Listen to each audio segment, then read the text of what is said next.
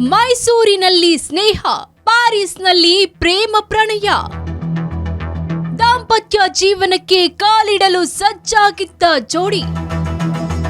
ಮೆಹಂದಿ ಶಾಸ್ತ್ರ ಮುಗಿಯುತ್ತಿದ್ದಂತೆ ವರ ಎಸ್ಕೆ. ಅಬ್ಬಬ್ಬಾ, ಏನ್ ಪೋಸು, ಏನ್ ಸ್ಟೈಲು. ನೋಡೋದಕ್ಕೆ ವಿದ್ಯಾವಂತನಂತೆ ಕಂಡರೂ ಈತ ಮಾಡಿದ್ದು ಮಾತ್ರ 420 ಕೆಲಸ. ಈ ಫೋಟೋದಲ್ಲಿ ಕಾಣ್ತಿದ್ದಾನಲ್ಲ, ಈತನ ಹೆಸರು ಪ್ರೇಮಚಂದ್ರ ಪವಾನಿ ಅಂತ. ಈ ಪ್ರೇಮಚಂದ್ರನಿಗೆ ಪ್ರೇಮ್ ಕಹಾನಿಯೂ ಇತ್ತು.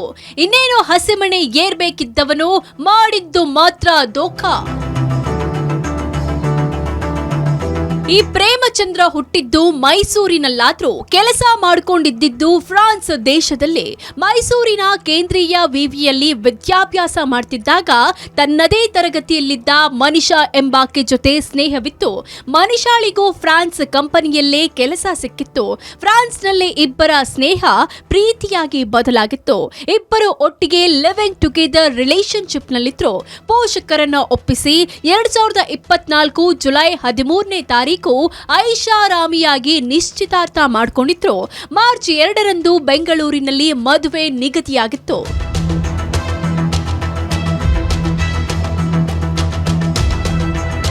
ಬೆನ್ಸ್ ಕಾರು, ಅರ್ಧ ಕೆಜಿ ಚಿನ್ನಕ್ಕಾಗಿ ವರನ ಕುಟುಂಬ ಬೇಡಿಕೆ. ಮದುವೆ ಹಿಂದಿನ ದಿನವೇ ಮಂಟಪದಿಂದ ಕಾಲ್ಕಿತ್ತ ಮಧುಮಖ. ಇದೇ ಕಲ್ಯಾಣ ಮಂಟಪದಲ್ಲಿ 3 ದಿನಗಳ ಕಾಲ ಮದುವೆ ಸಮಾರಂಭ ನಡೆಯಬೇಕಿತ್ತು. ಕಳೆದ ತಿಂಗಳು 28ರಂದು ಸಂಗೀತ ಕಾರ್ಯಕ್ರಮ ಮುಗಿಸಿ ಮೆಹಂದಿ ಶಾಸ್ತ್ರ ಕೂಡ ಮುಗಿಸಿದ್ರು.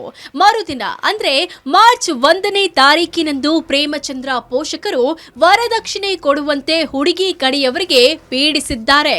ಒಂದು ಬೆನ್ಸ್ ಕಾರು, 50 ಲಕ್ಷ ನಗದು, ಅರ್ಧ ಕೆಜಿ ಚಿನ್ನಾಭರಣ ಬೇಕು ಅಂದಿದ್ದಾರೆ.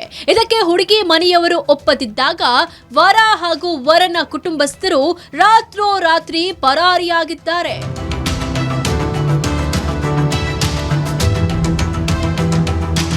ಘಟನೆ ಸಂಬಂಧ ಮನಿಷಾ ತಂದೆ ಉಪ್ಪಾರಪೇಟೆ ಪೊಲೀಸ್ ಠಾಣೆಯಲ್ಲಿ ದೂರು ದಾಖಲಿಸಿದ್ದಾರೆ.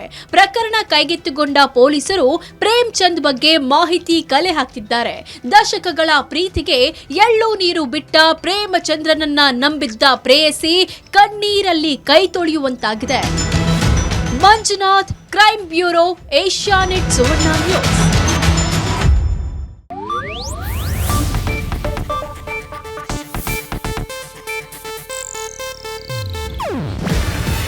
ಇದು ಏಷ್ಯಾನೆಟ್ ನ್ಯೂಸ್ ನೆಟ್ವರ್ಕ್ ಪ್ರಸ್ತುತಿ. ನೀವು ನೋಡ್ತಿದ್ದೀರಾ ಏಷ್ಯಾನೆಟ್ ಸುವರ್ಣ ನ್ಯೂಸ್.